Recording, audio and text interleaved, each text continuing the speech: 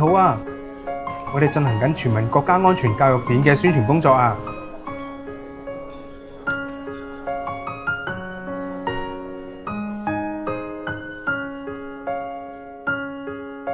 哦，我知啦，等我嚟啦。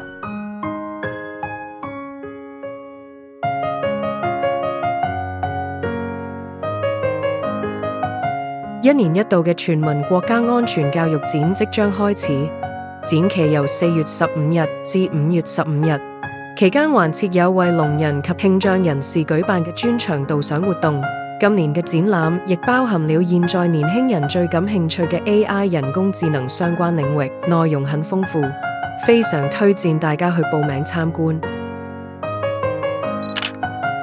國家安全沒有旁觀者，大家一起協作，築起更堅固嘅國家安全屏障。